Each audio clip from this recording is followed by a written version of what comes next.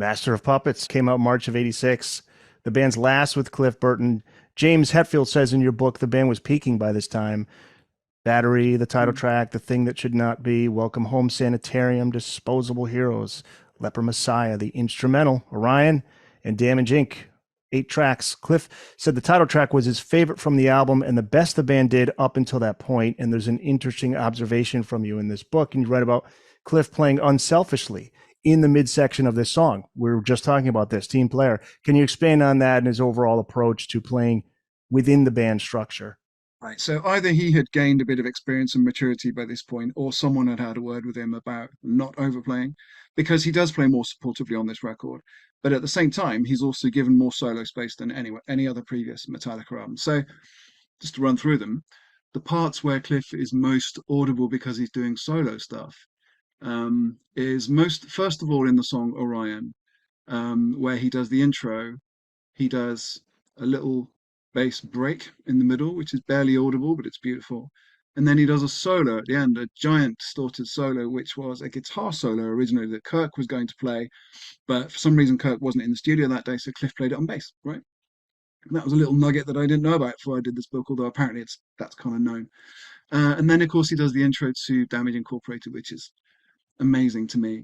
That whole song. I mean, the two very very fast songs, Damage Incorporated and Disposable Heroes. How Cliff pulled that off with fingerstyle playing, I do not know. A lot of bass players in the thrash bands were switching over to picks at the time.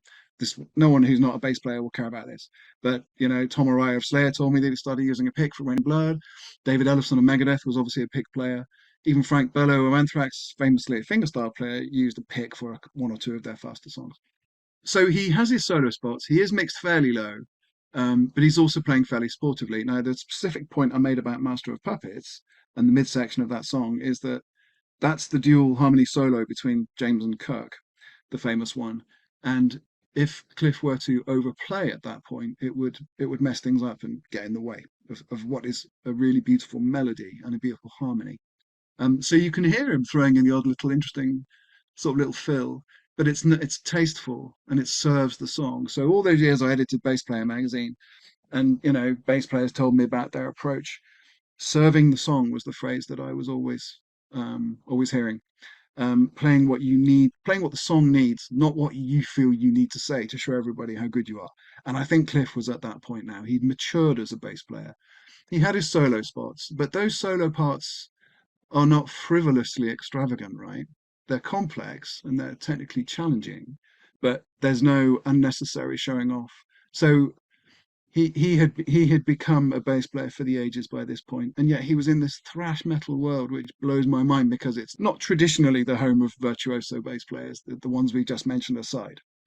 Puppets, I mean, it's to me, it's not just Metallica's best record. And really, that's a generational question anyway. You know, you ask people under 30 what their favorite record Metallica is, and it probably won't be Puppets. You ask people, you know, of all generations now, you know, where they stand on Metallica, you'll get a different answer each time, quite rightly. But I do think that in terms of musical sophistication, that's where they peaked. Although, and at the same time, those songs are catchy as hell as well. You don't forget any of them. There's no escape on that record, right? There's no slightly dodgy song that they really didn't need to record. Those 8 songs, they're all excellent, you know, beautifully put together, and memorable.